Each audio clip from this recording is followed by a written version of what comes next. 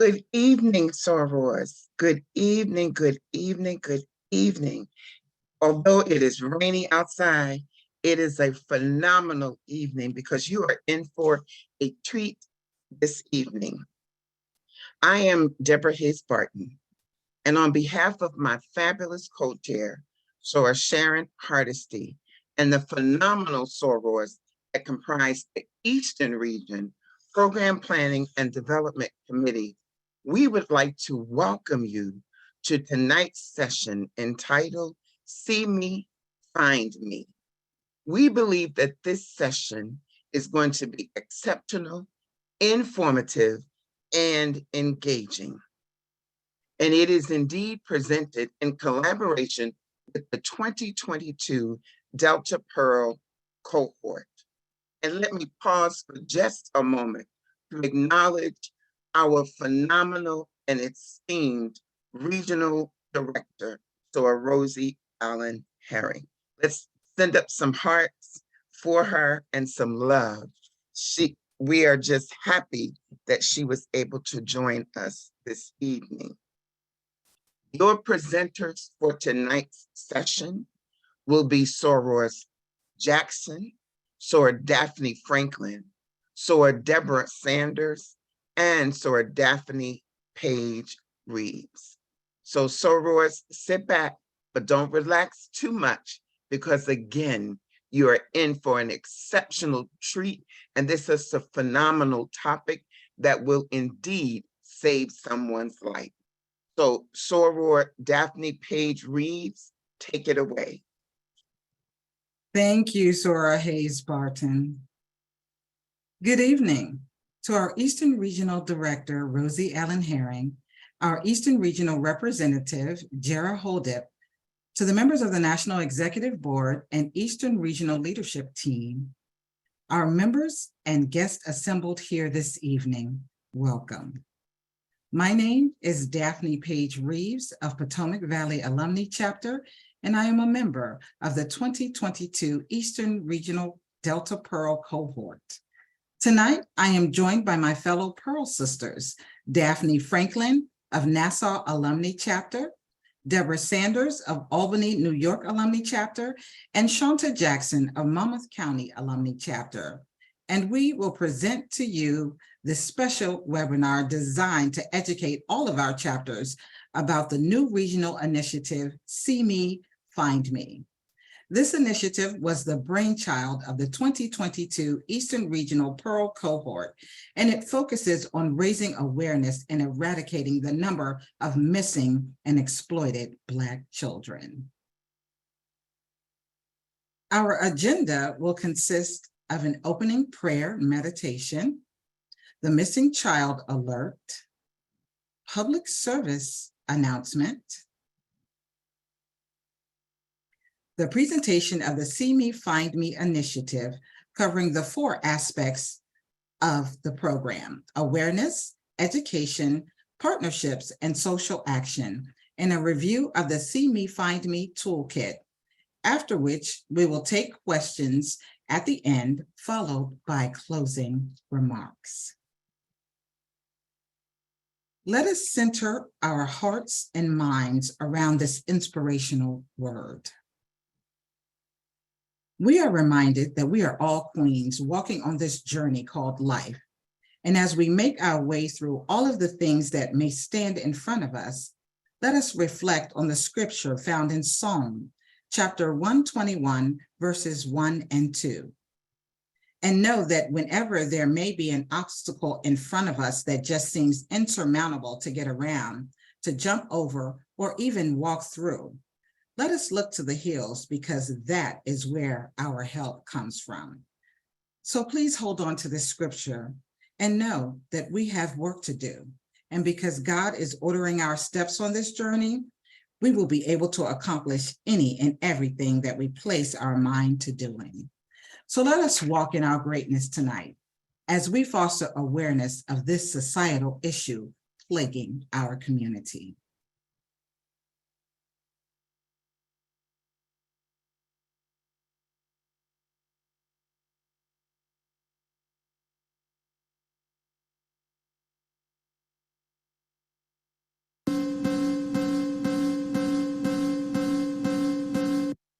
Black children go missing and unfound at an alarming rate, with a disproportionate increase among Black female children and members of economically marginalized communities. This little girl had just gotten off the metro with her mom. We were passing out flyers. She just stopped. She was staring. I asked, "Do you know her?" She looks up at me and she says, "She looks just like me." Every time I look at this picture, it makes me emotional. There's so many missing people of color in the U.S. African Americans remain missing 4 times longer than white Americans. That number is alarming. Do you remember these names? JonBenet Ramsey, Adam Walsh, Natalie Holloway, Kyron Harmon, Elizabeth Smart. All missing children with excessive media coverage. What about these names? Amir Askew, Michaela Willingford, Darius Green, Tashonda Jennings, Andrea Kane. All missing Black children. There is a disparaging system that exists for Black missing and exploited children. There is a lack of awareness, unequal access to media attention, and resources for this issue. The FBI's National Crime Information Center lists 424,066 missing children under the age of 18. Approximately 40% of those children are Black, even though Black children only make up 14% of all children in the United States.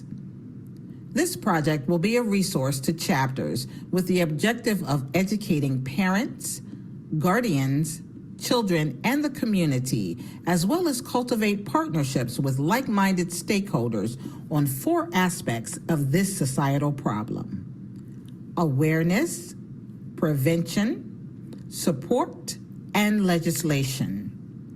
This project also aligns with the sorority's mission and confronts the challenges that members of the Black community face with safety, visibility, resources, and support. See Me, Find Me, fostering awareness of missing and exploited Black children.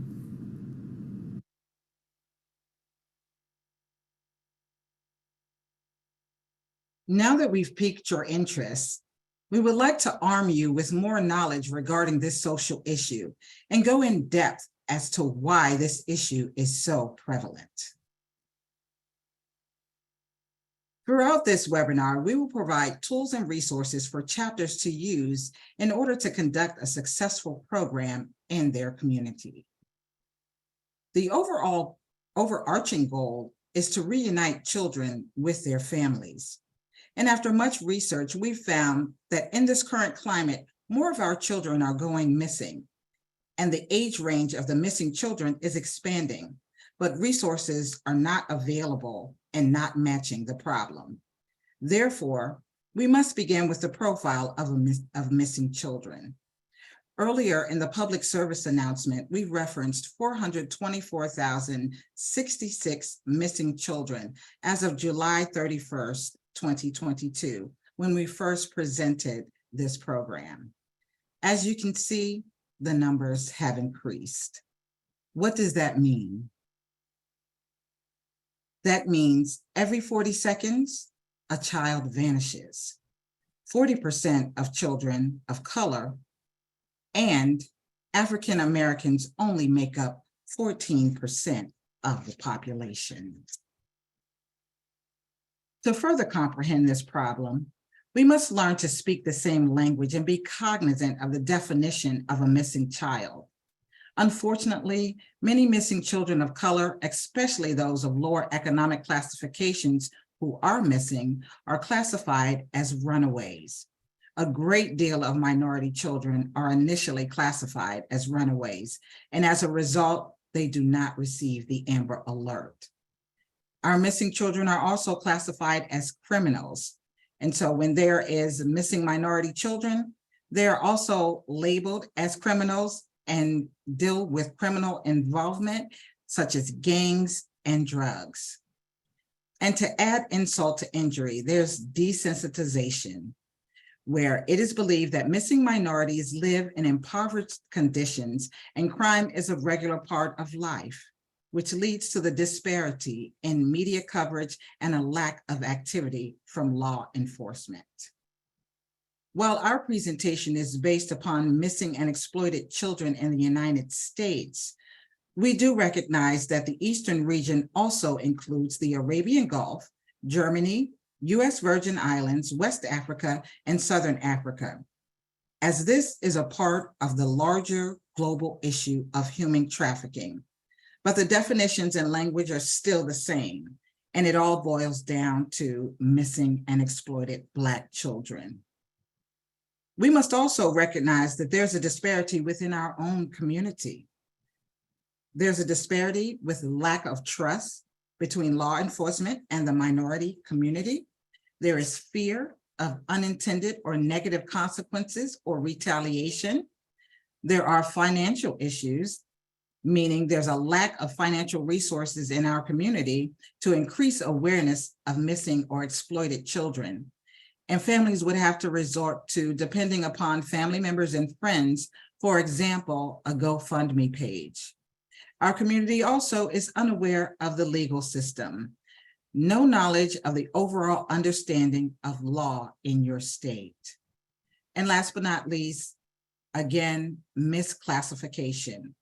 Many missing children of color are classified as runaways, and due to this misclassification, the appropriate media attention does not occur quickly. Now that we've gained knowledge and are becoming more aware, how do we level the playing field? We level the playing field by keeping this initiative in the forefront of our hearts and our minds. Many times we are not aware of an issue unless it directly affects us.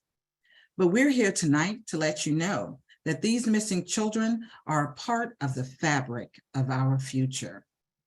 We must also see the value in ourselves, see the value in Black and Brown lives. This is an issue that affects us all. Last but not least, we must be vigilant. We all must be vigilant. Law enforcement, the media, and the community. We should all be vigilant in finding our missing children. I would now like to bring to you Daphne Franklin. Thank you, Daphne Page Reeves, for bringing awareness to this topic. We have heard the alarming facts and we have seen the data.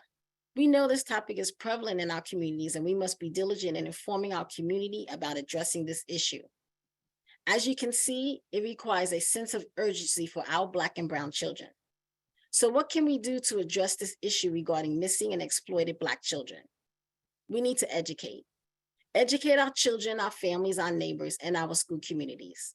We need to learn tips and strategies to keep our children safe, as well as the role of our law enforcement and how to influence coverage with media involvement. So let's get informed. In the chat, please type how long you think one needs to be waiting to report a missing child.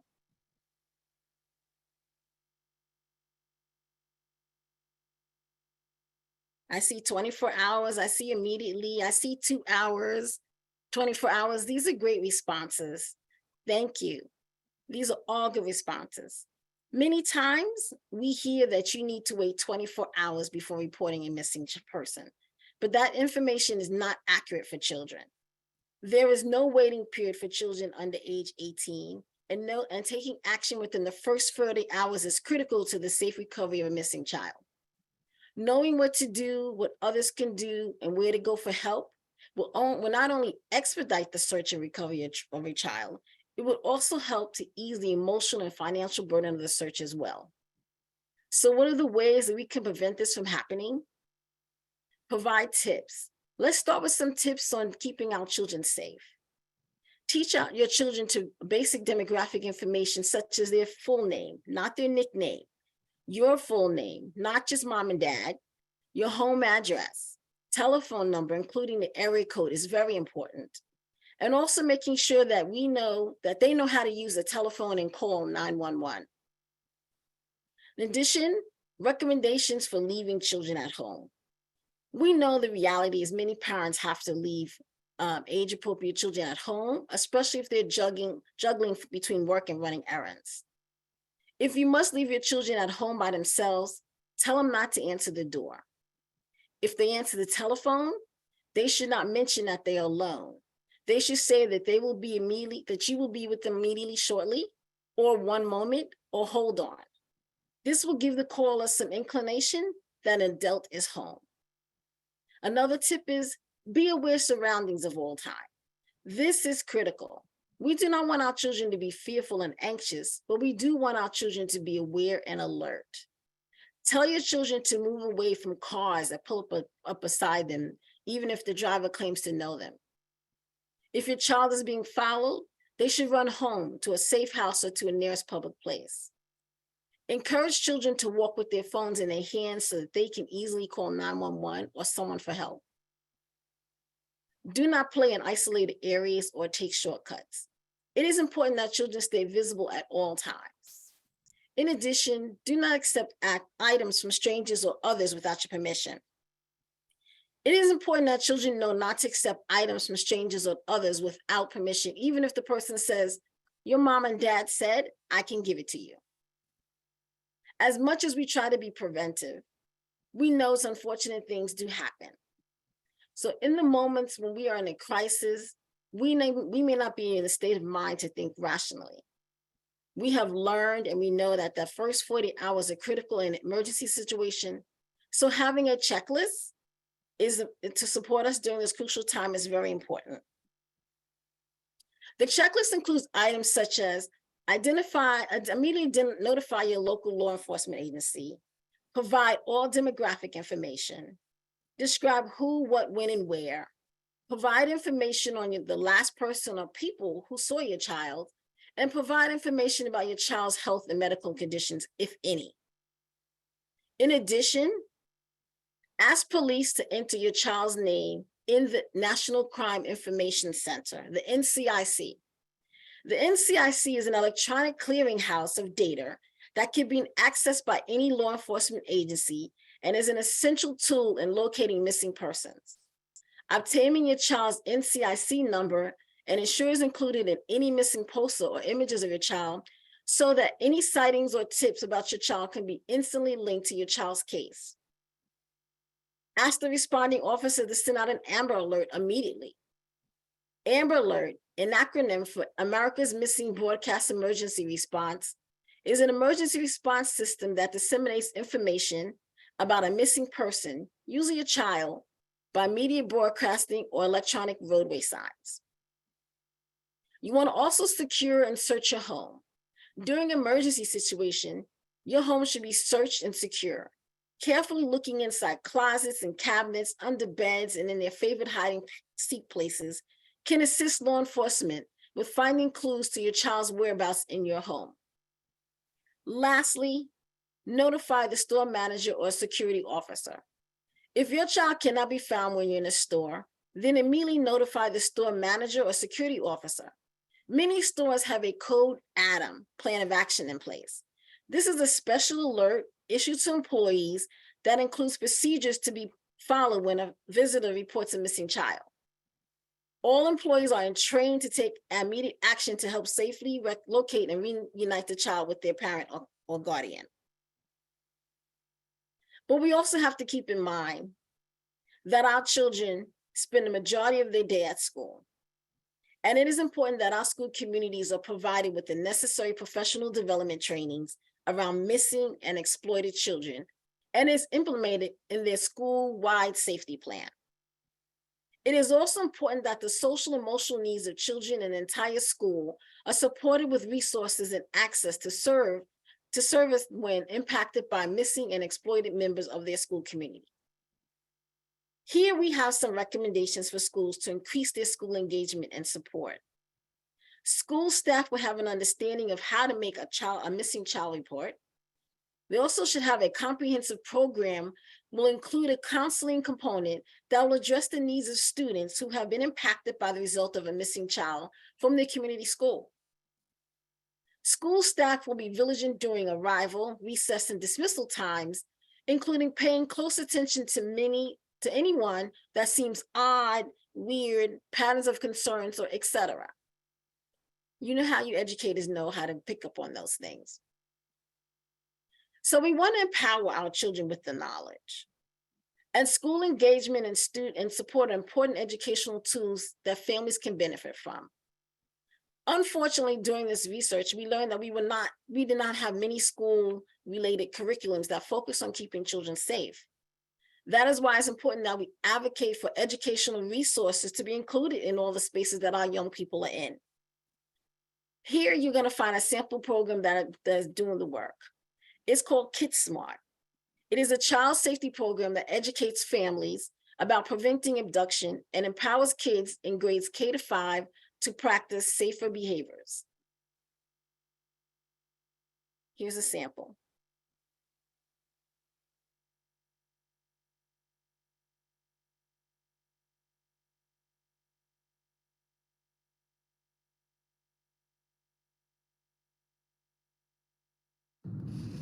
Watch out, guys. Hey. Hey, come on, man. Oh, sorry. What are you guys doing? Oh, nothing. Just drawing. Excuse me, kids. I'm kind of lost. Can one of you come over here and help me? I'll even give you $5. Yes. Please. It's almost time for lunch, kids. But, Mom, that man needs directions. Hey, where's my $5? Who is that? We don't know. He was lost and asked for our help. I hope you weren't thinking about going over there.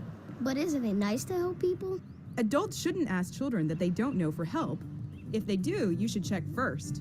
Check first? That's right. If an adult that you don't know asks you to do something or go somewhere, you should check first with the adult in charge. Check first. That's easy to remember. So what would you do if an adult you didn't know asked you to help find a lost puppy? Check first. And what would you do if an adult you didn't know offered you $5 to keep a secret? Check first. Or if an adult you didn't know offered you a ride to school? Check first. Check first. Check first. That's right. Good job. Now let's all go inside and check on lunch. Yes. Woohoo! I hope it's ham and cheese. I'm hungry.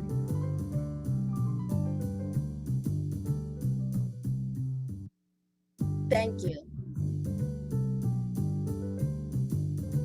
So everyone, I want you to remember to check first and teach your kids to check first.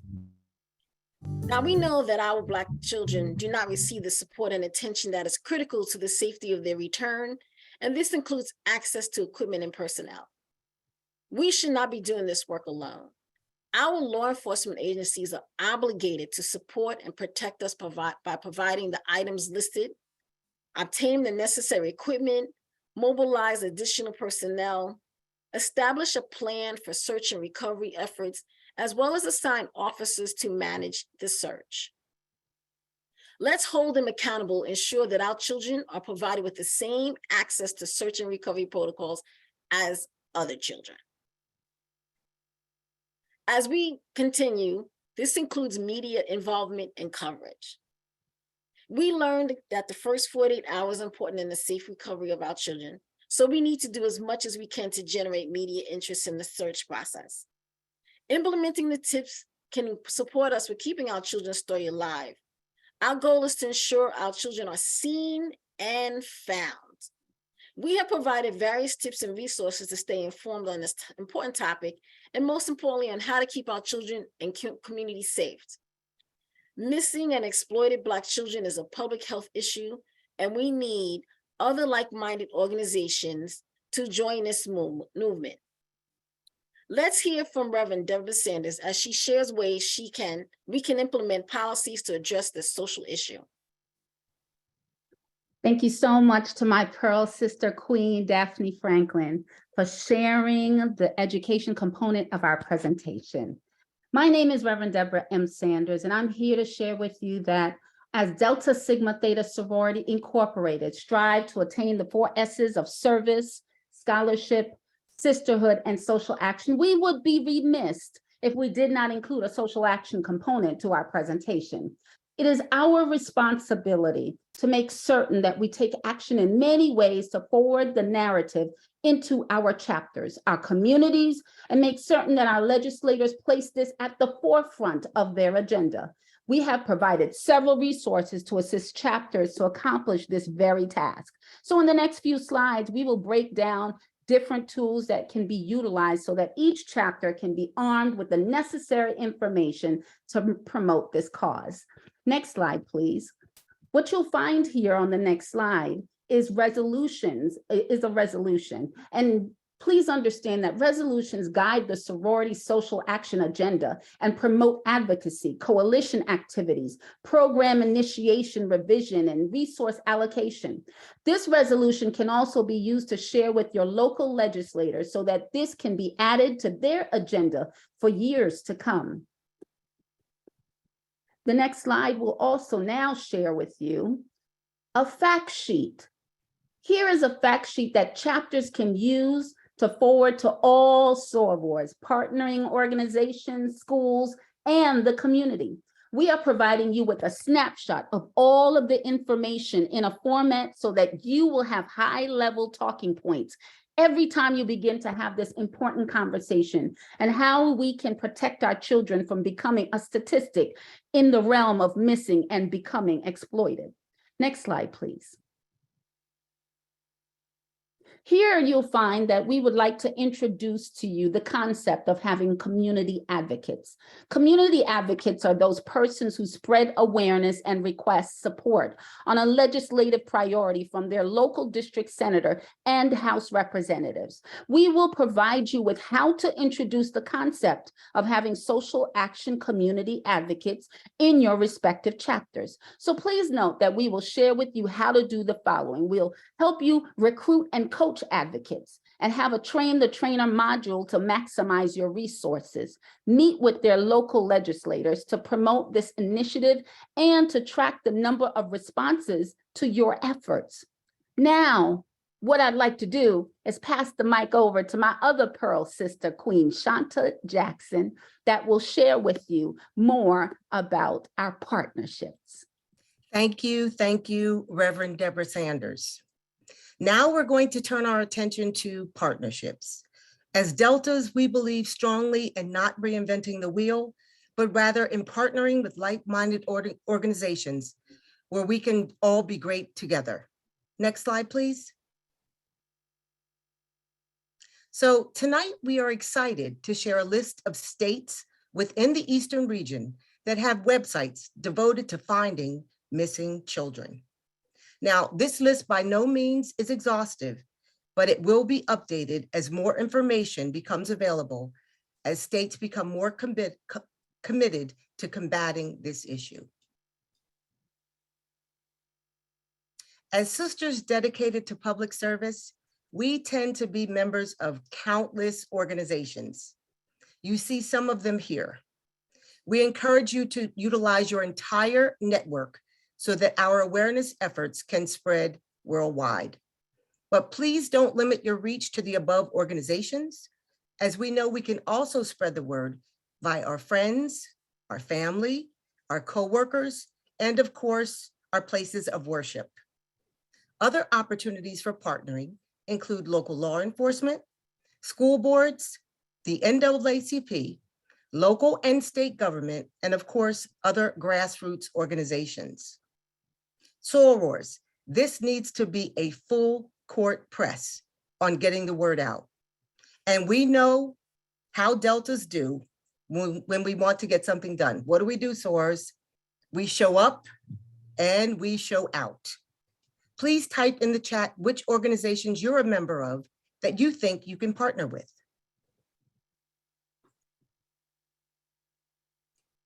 So we see lots of the Girl Scouts, okay, that's a good one. Jack and Jill and NAACP, many of the ones that are listed here, NCNW. Great, wonderful. Okay, we'll move on to our next slide. Now that we've identified local and state partners, we'd like to turn your attention to our national options. Our cohort is recommending 3 organizations who work closely with law enforcement. They include the National Center for Missing and Exploited Children, Missing Child Clearinghouses, and the Black and Missing Foundation, Incorporated. The National Center for Missing and Exploited Children, next slide, please. The National Center for Missing and Exploited Children provides safety and prevention resources for families and groups that serve children. They typically focus on topics around safety to include staying at home alone, knowing what to do in case of an emergency, abduction, and even child sexual exploitation. The second national partner that we would like to highlight is Missing Child Clearinghouses. These organizations provide resources for missing children, their families, and the professionals who serve them. Each of the 50 states, the District of Columbia, Puerto Rico, the US Virgin Islands, Canada, and the Netherlands have a missing child clearinghouse. Some of the services they offer are networking, information dissemination, training development, and data collection. The third organization is the Black and Missing Foundation Incorporated. They use their expertise in law enforcement and media relations to bring awareness to the plight of missing persons of color. The organization also provides a platform for families of missing persons to spread the word about their disappearance. Tonight, we are fortunate to be joined by Black and Missing Foundation Incorporated's co-founders, Derica and Natalie Wilson.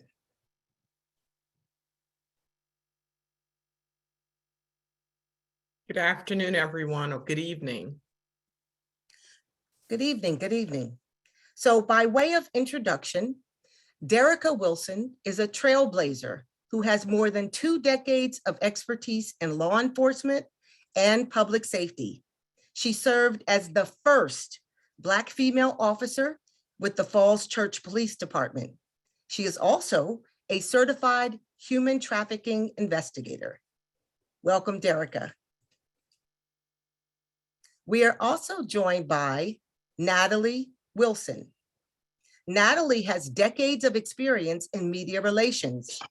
She is involved in all aspects of the organization's operations, including the development and execution of strategic outreach and securing press coverage to ensure the foundation's mission and initiatives receive the proper attention.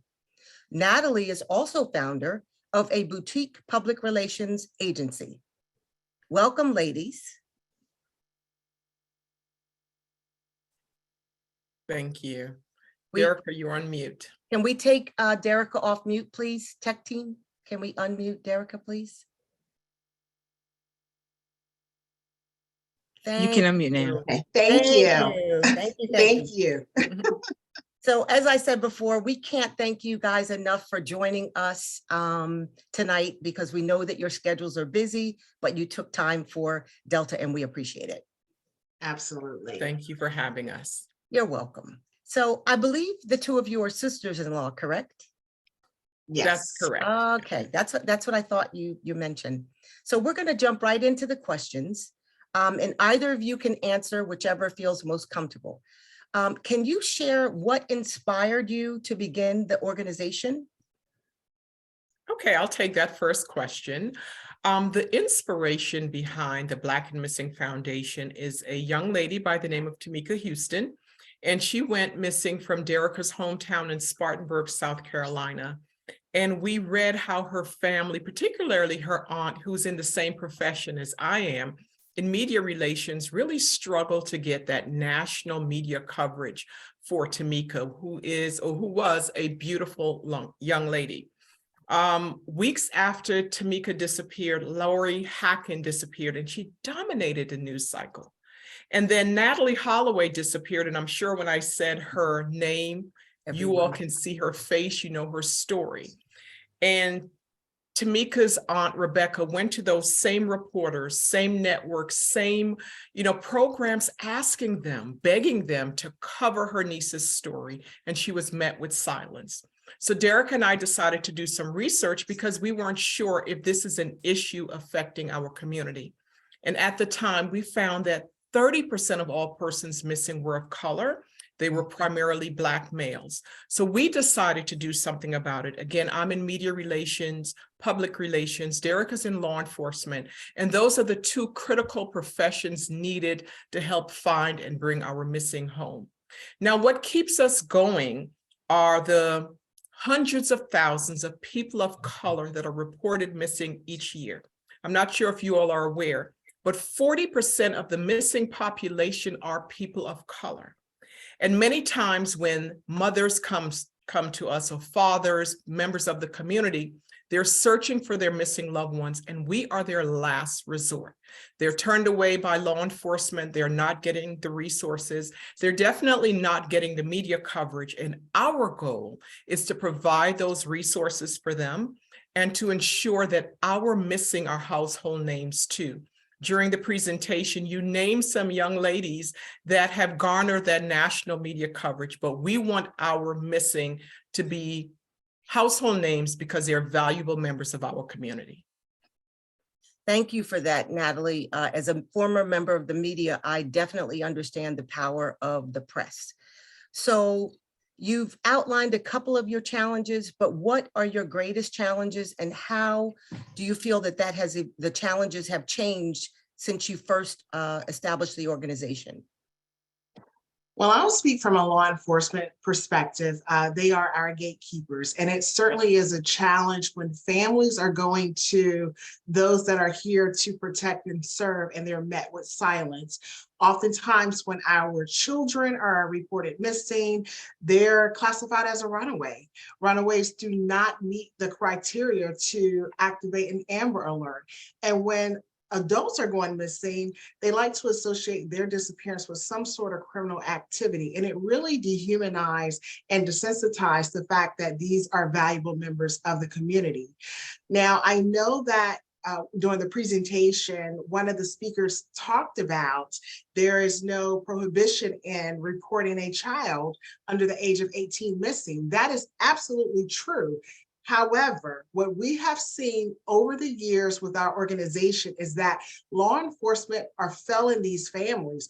Although there should not be any time, they are still telling families to wait 24 hours or come back in a couple of days. In fact, we had a child that was missing, and law enforcement told the family she's probably laid up with some man, her boyfriend. Well, sadly, she was abducted from the gas station by 5 men. And just use your imagination as to what happened to her. She was found, but it is a very sensitive issue. So we really want law enforcement, again, to take our cases seriously. And we've come a long way. You know, we're hitting 15 years. And we've been able to break down some barriers. We still have a long way to go, but it's equally important for us to continue to shine a spotlight, to partner with law enforcement so these cases can be closed, you know, immediately. So time is of the essence, and that's what we want them to understand and recognize. And I'd like to add from a media perspective, you know, when time is critical, you need to be able to reach the most amount of people in the shortest period of time. And the media and social media are really the only entities that have that power to do that. And media is so powerful, really, for two reasons. One, it alerts the community that someone is missing, and we can all be vigilant and we can help search for them. But it puts pressure on law enforcement to add resources to the case. And you asked about a challenge that we face is that newsrooms across the country, they don't have a policy in place. So they receive a call or they receive an email. There's no policy in place to, you know, indicate who would get that media coverage. So no one is really making that decision but an editor, and typically he's a white male that doesn't even live in our community. I understand that completely. You're absolutely right. In terms of the parents and the training that parents give their children, many times, I know when I was raised, we were told stranger danger, don't go near strangers. But we know that most children are abducted by people who tend to be relatives or someone that they know. What approach do you recommend that the Black community in particular, Black and Brown communities, need to do to increase awareness around that issue? Well, I would first like to start by saying that we can no longer be our children's friend. We have to be their parent. We have to be that nosy parent. We have to get all up in their business. And we need to understand who they are communicating with. You all laid out some wonderful tips. I do want to point out another tip that needs to be added to the list, and that's social media. Because over the pandemic, we have seen an increase in our cases. And with today's technology, these children are being lured online. And sadly, parents are unable to properly supervise who they are communicating with, because we know that every single day, according to the FBI, 500,000 predators are online actively trying to lure children in. And so we want to challenge everyone that's listening right now, all of you who are parents or grandparents, aunts and uncles, think about how a predator can enter your home without coming through any of your doors or your windows. And it's through those devices. And that grooming process, right? So we are teaching our kids, you know, that white van that may pull up. We're not saying that it won't happen, but they are so sophisticated now. They're coming into these chat rooms. I call them keystroke gangsters because they are masking themselves behind their computer screen. They are making these children whose brains have not developed yet think that they are their age. They're telling them exactly what they want to hear, and they're grooming them. It is a whole grooming process. And really quickly, I'd like to add, as parents and grandparents, you know, create a fictitious account and see if you can befriend your child or your grandchild or anyone within your network, your family. You'll be surprised the information that they share. And then they become comfortable and they tell you where they live, where they go to church, where they go to school, and use that as an opportunity to have that conversation. You know, you weren't speaking to someone your age. It was me that you were conversating with. We have had cases where children thought that they were talking to someone their age. They told, you know, a pedophile where they live or where they went to school. They come and pick them up, and then they're being trafficked. So please have those conversations and try that tip or trick with your grandkids or kids so that you can prevent them from going missing. Natalie, that's a great, great suggestion, and we will make sure that we include that in our presentation. As our time is limited, we'll have one final question that I will ask. In addition to making sure that the names of our Black and Brown children are called as frequently as their missing white counterparts, what can Deltas do to support your organization's efforts? Well, awareness is key, and thank you for taking this step with education. As Derica mentioned, this is our 15th year of service. I don't even want to say anniversary, but our 15th year of service. And we are having a number of campaigns, and one is to have billboards with missing persons featured on it in 15 cities around the country. Detroit, Chicago, Atlanta, Baltimore, so many hubs. And we would like for you all to partner with us to bring awareness to these cases. And then just to add on to that, you know, using our voice with laws and legislation. You know, we just traveled back from Minnesota. We were with Representative Ruth Richardson. I'm not sure if you all are aware, but Minnesota actually passed the first bill to create a missing and murder office for Black women and girls. And we were a part of that. And what we are doing, because she's laid out the blueprint, we want to adopt that same effort in all the states, especially with those states where persons of color are going missing at an alarming rate. So we have to change these laws, because I know Natalie spoke about policy and procedures with the media. With law enforcement, every jurisdiction operates in the manner in which they want to operate. Yes. There is no unified approach in handling missing person cases. You know, we know that time is of the essence, but with law enforcement, when it comes to adults, they say that they can come and go as they please. A lot of police departments do not even have a dedicated missing person unit, although 40% of missing persons in the United States are persons of color. So there really is a need for that. And that is something that we're fighting for, because at the end of the day, Natalie and I hope that Black and Missing Foundation would die a natural death, you know, where every case where, you know, missing persons isn't a Black issue and it's not a white issue, it's a human issue. And we want every case to be handled the same way. But until that time comes, we're going to continue on this journey and fight for our community, to fight for the vulnerability of our children, our seniors, our men and women. So that's what we're here. That's what we're committed to.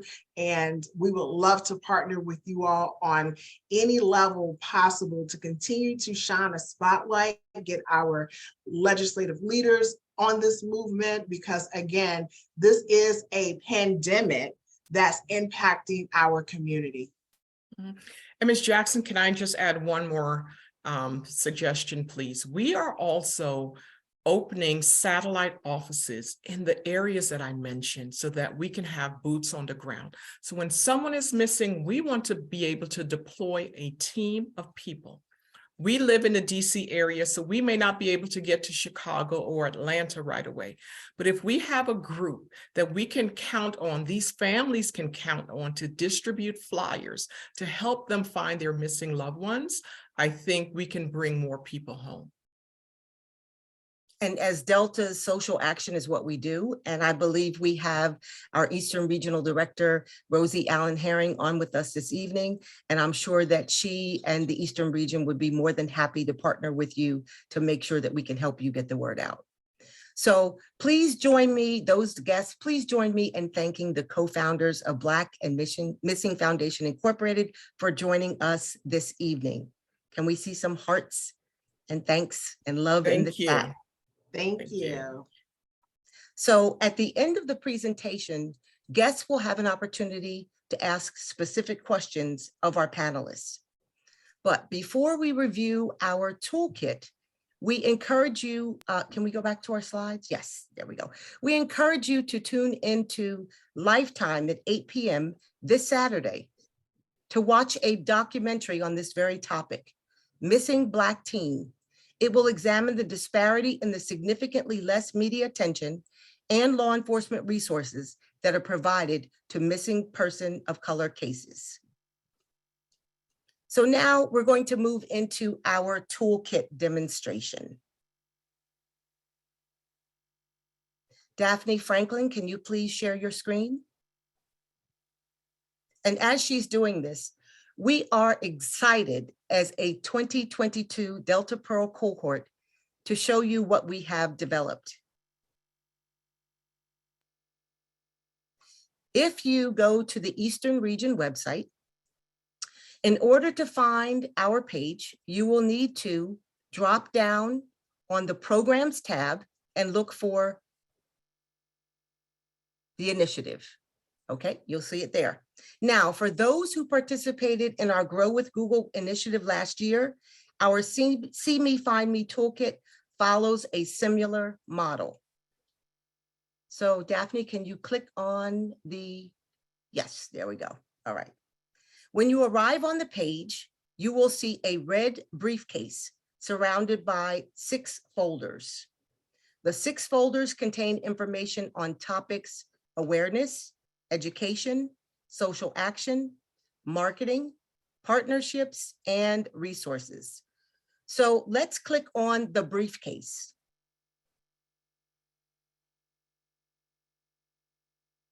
Inside, you will see a PowerPoint that chapters can use to turnkey tonight's presentation, as well as a Microsoft Word file and PDF that provide an outline of all of the files on our site.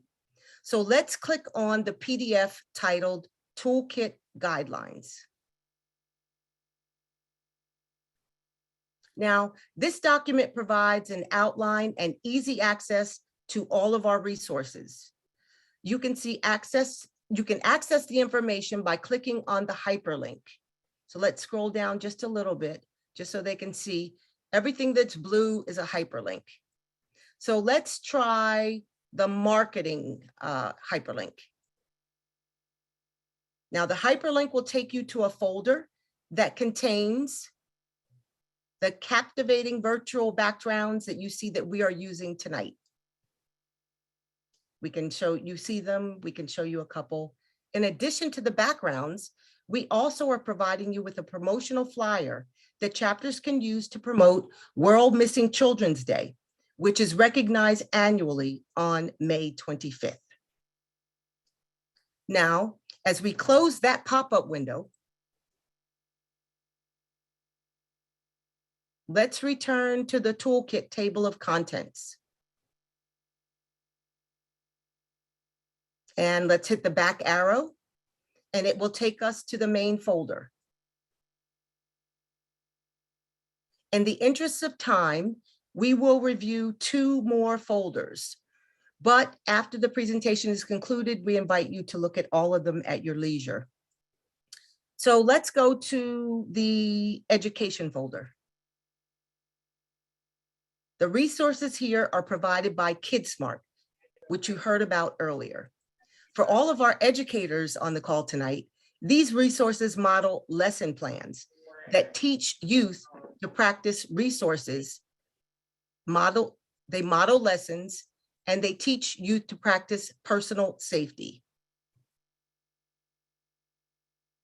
What you're seeing now are just some of the examples of the lesson plans and scope that are provided. This is a word find. There's lots of curriculum. The curriculum is divided from grades kindergarten through 2, and then grades 3 through 5.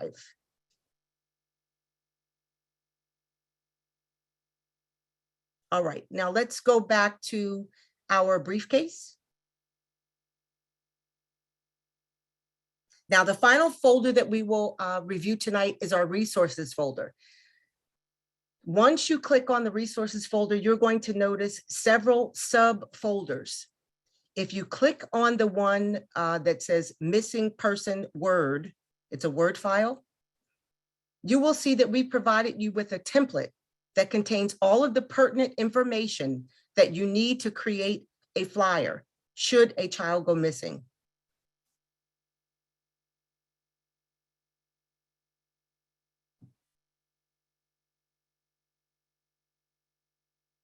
Okay, now if we close that pop-up and return to the main folder, we can click on the fact sheets folder. Now this provides parents and guardians with tips for setting boundaries, what to do when you go out, and even preventing abduction.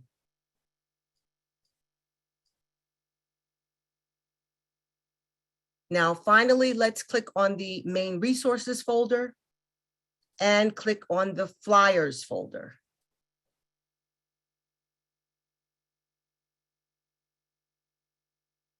This folder includes a brochure that you can use, and it tells you what to do should your child go missing, as well as social media help, which is something that Derica and Natalie reference.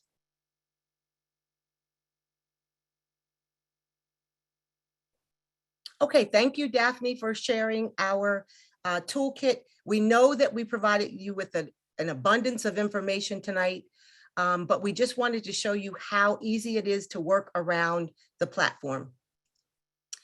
We hope that we have underscored the need for our chapters to help in eradicating this issue. But in true Delta form, we are going to turn it over to our Pearl sister, Reverend Deborah Sanders, to issue our call to action. Thank you so much again to my Pearl sister, Queen Shanta Jackson, for going through all of what we have on our website. However, prior to my giving the call to action, we are just so blessed of God to have in our midst, our own Eastern Regional Director, Sora Rosie Allen Herring. And we want to make certain that we know that time is of the essence. So we want to hear from her before we even jump into the call to action. So Sora Rosie Allen Herring, if you can, please. All right. Well, good evening, sorors, and good evening to our guests that are with us this evening. Thank you so very much for what you are doing and how you are bringing such an important topic to bear. I want to just thank the Pearl program because each of you women are phenomenal leaders, and what you have gone through in bringing this to fruition, I believe, is nothing short of remarkable. I do want to, as we do in Delta, honor leadership. And I honor that of the Pearl Program Tri-Chairs, which were Dr. Celeste Malone, Dr. LaTanya Small, and Delphine Henry, but also in partnership with our co-chairs of our Regional Program Planning and Development Committee, Sora Sharon Hardesty and Deborah Hayes Barton. But of course, to the women who have done this work and brought this to fruition, all of our 2022 Eastern Regional Pearls for Delta Sigma Theta, thank you. I can tell you that this is something that will be a long-term engagement. This is something that is a programmatic effort that we believe is critical to our Black community. It's also an effort that we believe requires our voice. And I will certainly do my best to take this not only for us here in the region, in the Eastern region, but also to take it nationally. I want to thank our external guests that are with us, Miss Natalie Wilson and Miss Derica Wilson, for what you do. Because of who you are and what you do and how you do it, as someone who's in the Washington metropolitan area, I can tell you it is nothing short of remarkable. And what you have done for our families to give us voice, to give us faces, to be seen and heard, and to protect our children, I think it deserves an applause beyond any measure that we could ever give you tonight. I saw those pictures and I knew some of those people. And whenever I see Relisha Rudd, I know as a Washingtonian what that means. So I want to thank you because what you're doing and what you Pearl Sisters are doing is you're bringing something so critical to not only our schools and our communities. What you're doing is helping us see ourselves. And this is simply an extension of who we are as members of Delta Sigma Theta. So again, the statistics of tonight that I hope that if you're on here, you have over 300 people that are listening to you. That's exponentially more than we could ever do on our own. So to our chapter presidents, I certainly hope that you'll take this on as a programmatic effort for your chapters because we will support you. I want to thank again each of you for what you've done tonight. There is still much more work to be done. We will certainly look to incorporate this even more as we move forward with the Eastern Region programming, even for 2023, 2024. So 40% of missing children are our children. SOARs, we have work to do. And thank you again for not only your willingness to do it, but the work that went into bringing this to us this evening. To our Pearl Sisters, not just the presenters. I know I see Sora Deb Sanders, Sora Shanta Jackson, Sora Daphne Franklin, Sora Daphne Page Reeves. Your Pearl Sisters have been lifting you up all night tonight. And let me just tell you, they are proud of you, but they could not be more proud than I am. So on behalf of Sora Jara Holdup, who could not be with us tonight, and our entire Eastern Region leadership team, we applaud you. We support you, and we know that there is still so much more we're going to do together. So chapter presidents, get ready. You're going to see this come your way, and we hope that you'll incorporate it in the work that you will be seeking to do in your respective communities all across this region, but also internationally as well. So thank you for the opportunity to be with you. Thank you for sharing, and also thank you for educating. Be well, my sorors. Thank you so much, Soror.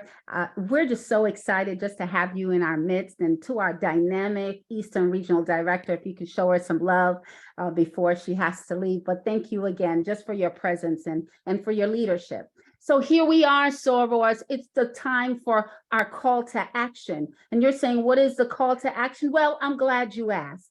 This is the call to action directly to all of my beautiful sorority sisters. We're asking you to please consider this very important initiative during your chapter program planning for the upcoming sororal year of 2023 to 2024 and beyond. All things going well and the chapter agrees to move forward with this great initiative, we would love for you to continuously get the word out and blow up your social media pages. And come on, sorors, My sorority sisters, let's crash the internet together so that everyone in the world will know that Delta Sigma Theta Sorority Incorporated is adamant about finding our missing and exploited Black girls and boys. So we are counting on our sorority sisters to start using the toolkit that we have provided for you to begin this very important task and do the following: increase awareness, provide education, establish partnerships, and this time is now to take social action. So we hope and pray that now that you are aware of this important factor plaguing our community, we hope that you are moved in your spirit to take and embrace this call to action. So if you believe that we can do this together, please covenant with us even now and place it in the chat that you'll say, I will, I sure will. I will absolutely be there. I see you already putting things in the chat. I will. Thank you for embracing this initiative, as we see many of you that shared in the chat that you are willing to not only get the word out, but you're willing to take action. We see you. We see you in the chat. So thank you so much for embracing all of what we've shared on this evening. Now, if we go to the next slide, we're going to open it up. And we'll now ask that if you have any questions for our guests, the founders of the Black and Missing Foundation Incorporated, or any portion of this presentation, can you please place your question in the chat even now? This is our Q&A moment. And what we did actually see a question earlier, and we're going to share this with the founders of BAMFI. And the question was, can you use YouTube to display missing children by state locations?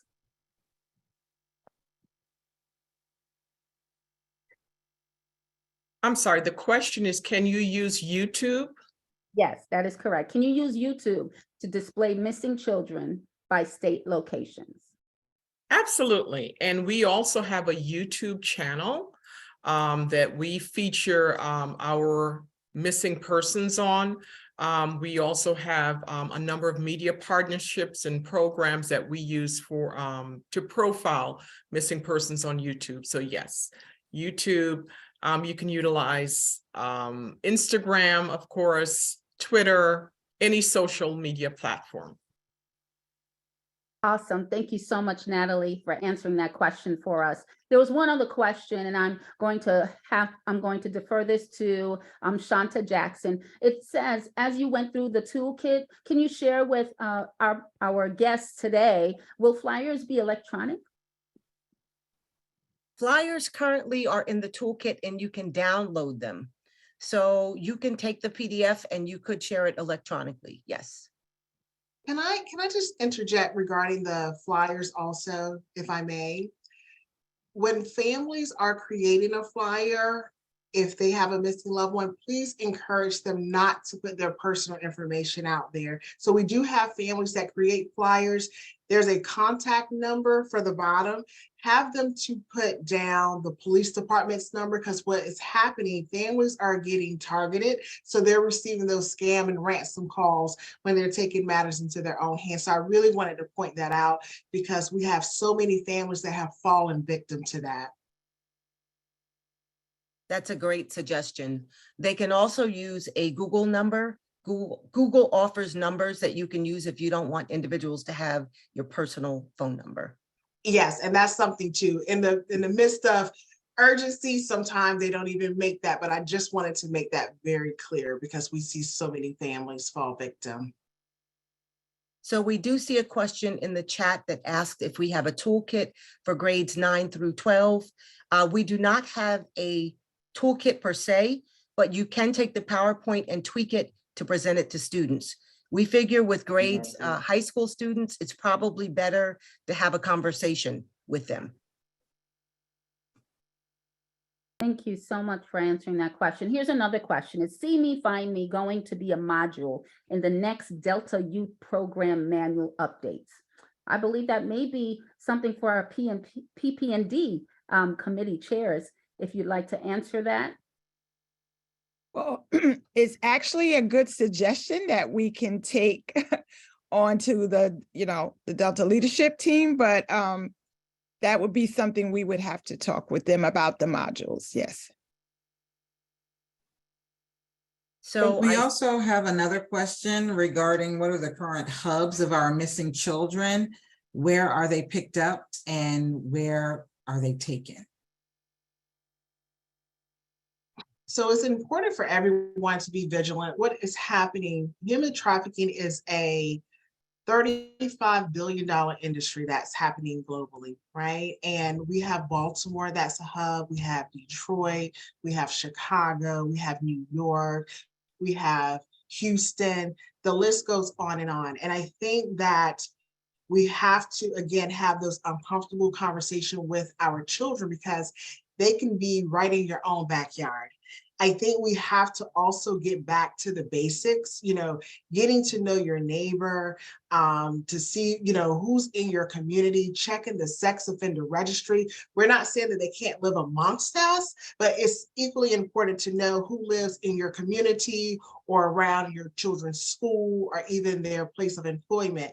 Just being aware and cognizant of this issue because it is happening on a day-to-day basis, so many children. And I wanted to also share that there was a recent research and study done, and traffickers were interviewed, the ones that were caught, and they admitted to targeting Black women and girls for two reasons. Number one, they said they knew law enforcement would not look for us. And secondly, if they were caught, they would get less jail time by targeting a Black woman or girl versus targeting a white woman or girl. Mhm.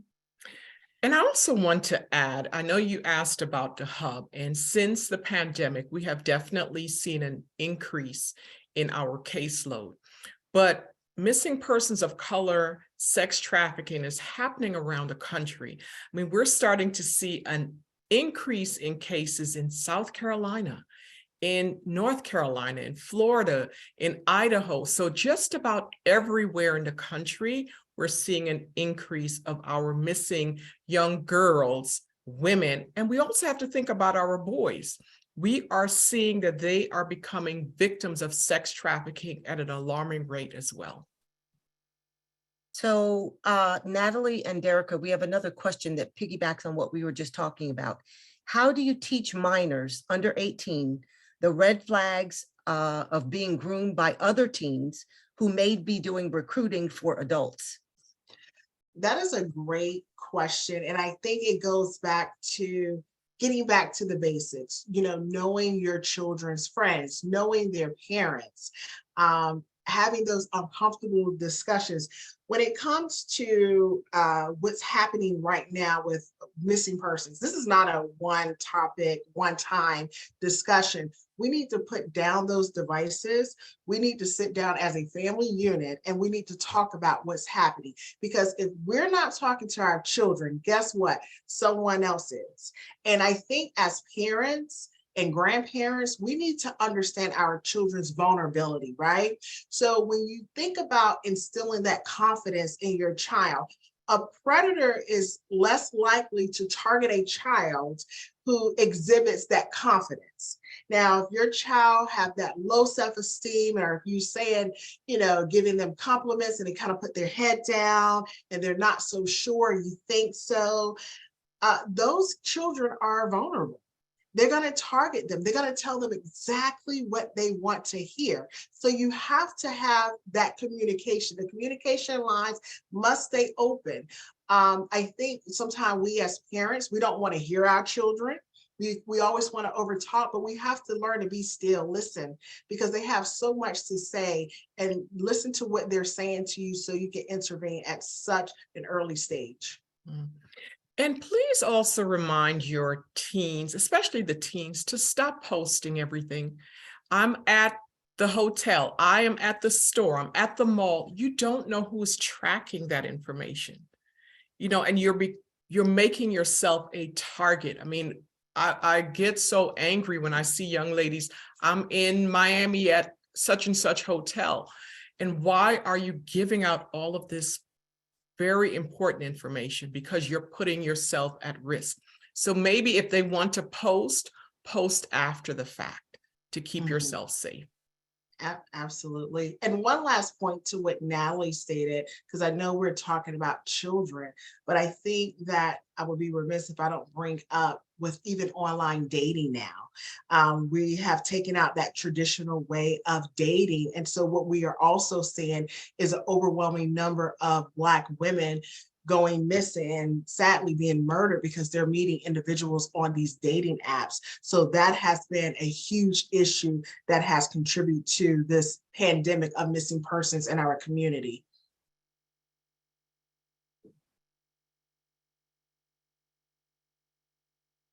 Do we see any additional questions in the chat? Yes, there was one other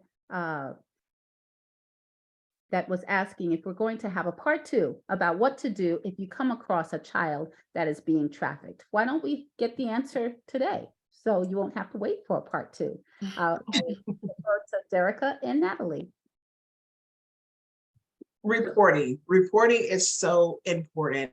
I think sometimes we do want to take matters into our own hands. You may see a lot of children that may walk the streets, and that is, they are victims, okay? They are often criminalized, but they are victims.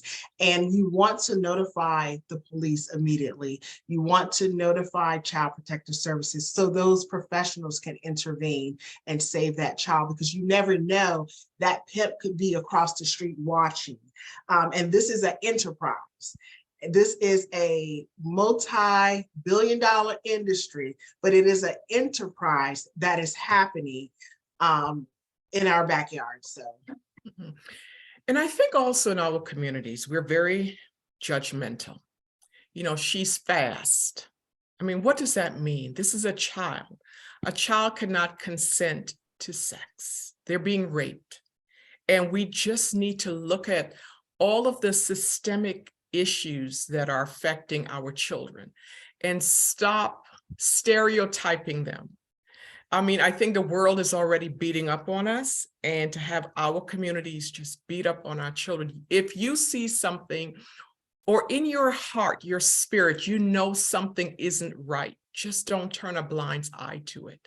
Talk to someone. Maybe it's a school, you know, a principal, you know, anyone that could help protect the child, because we see so many young girls and boys that are being victimized, and we place the blame on them, and it's not fair to them. We need to try to help get them rehabilitated and get them the support that they need, because they're being abused, they're being taken advantage of, and it's really, really disheartening. And we need to go back to, it takes a village to raise our babies. mm-hmm. Thank you so much for responding to that, Natalie. Really appreciate it. Are there any other questions? I didn't see any additional questions in the chat. Yes, there's additional one, Sanders. There is one, what is the best location to see a list of current missing Black children? Well, we encourage you all to follow the Black and Missing Foundation. We put our website in the chat. It's BAMFI.org. We are on all of the social media platforms. We encourage you to be our digital milk carton. You know, we can't wait on that 5 and 10 o'clock news cycle, and we understand that not every case is going to elevate to the 5 and 10 o'clock news cycle or the mainstream media, but we post every day, several times a day, and we just ask you to share, because we know that someone out there knows something, and we need that someone to come forward to end the nightmare for the family that we're serving. One of the other benefits with the Black and Missing Foundation, we recognize that there is a lack of trust when it comes to the Black and Brown community and law enforcement. So we do have an anonymous tip line, and we receive tips on a regular basis, and we have helped reunite or provide some sort of answers to over 400 families since our inception. That's awesome, Derica. Thank you so much for sharing that. I did see one final question, and this is just really for either you, Derica, or Natalie to share. Why do you think our children feel invulnerable? Well, let's start with the images that we see of ourselves every single day on the news. I mean, I don't know about you all, but I'm in the media business and I can't even watch the news anymore. It's taxing on you mentally, emotionally, and physically, and they're being, taken advantage of. They're being mentally abused and beaten up on. So we need to, I don't know, I don't even have the answer, to be quite honest with you, but we just need to come together as a community and do something. And our children are crying out. I think as adults, we're crying out. And we don't know what to do because we're being bombarded with so many images that is just beating the life out of us and our spirits. And we just need to kind of regroup. And it's, events like this where we're talking about the issue and coming together on solutions to help our children and to help us to be better parents and grandparents so that we can protect our children that are so vulnerable. And, our children want, especially those that are less fortunate, they want the same things that we do. They want to look good. They want love. They want security. And sadly, the pimps and pedophiles know that, and they're taking advantage of them. So, I did this for you. Now, what are you going to do for me? These kids have no money. They have nothing. So they have to sell their bodies for the basics, things that we take for granted in life. We have one more question, and that is, can you please talk about the services that your organization does to support those families once they're reunited? It is not finding them, but integrating them back sort of into society. The first thing we would like to say is that the person who goes missing is not the same person who returns home, because you don't know what that person has endured while they were out there. We assist families with flyers. We assist families with, sadly, burial expenses.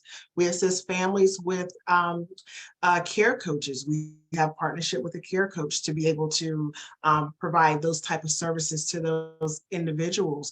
We also support reunifications. We recently had a child that went missing from Baltimore, and she was trafficked, and we found her in Florida, and we were able to fly her mom out to reunite with her, bring her back.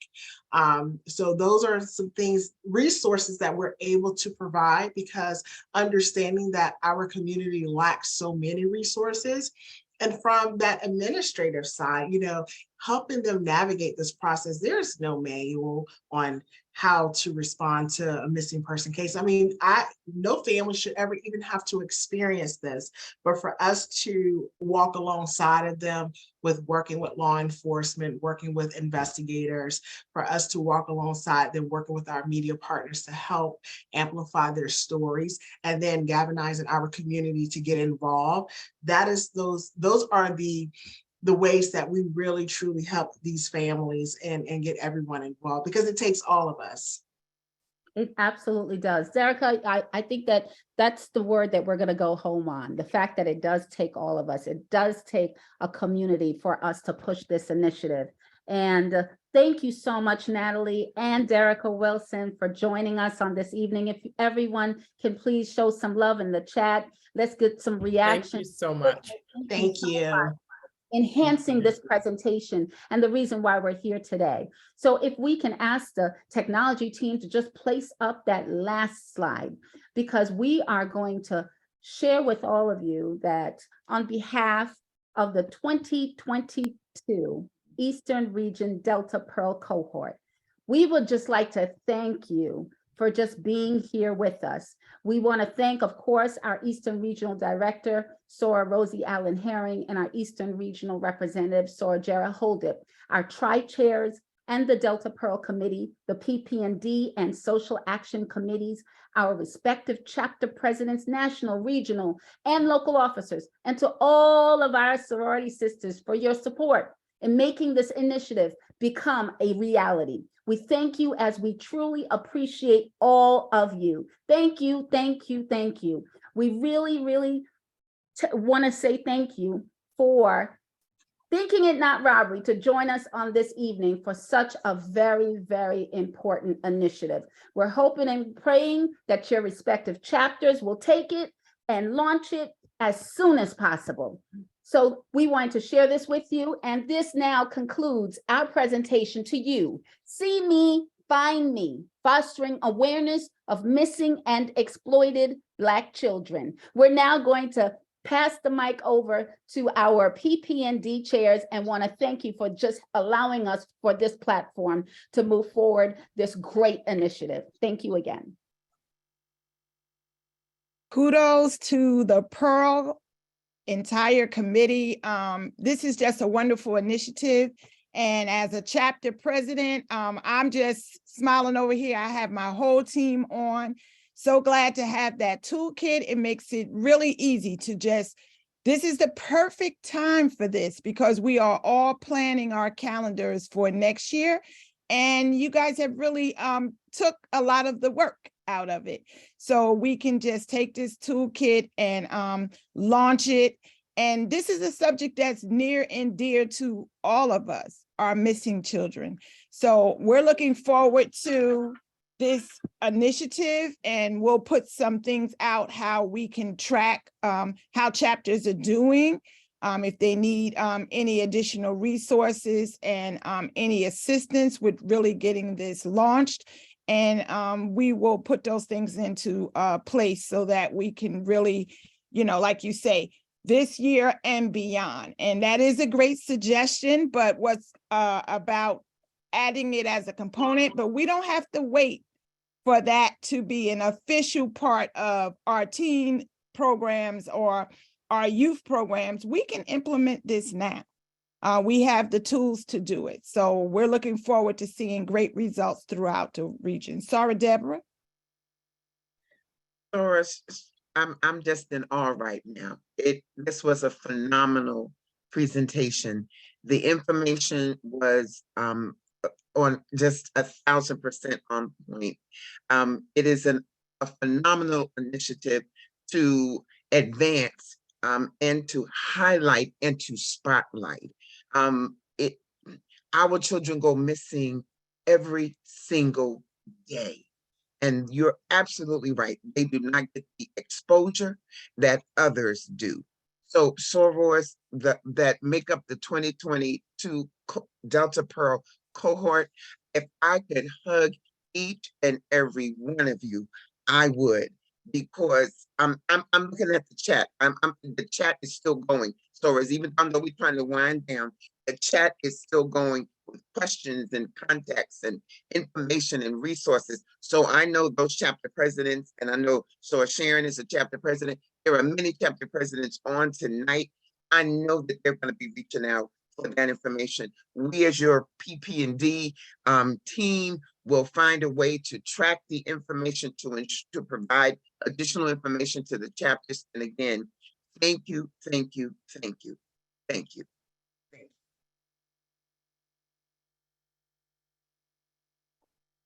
Good night, everyone. Good night. Good night. sorors. Thank you for Good joining night, us. sorors. Good Thank you night. so much. Good night. Thank you. And thank you to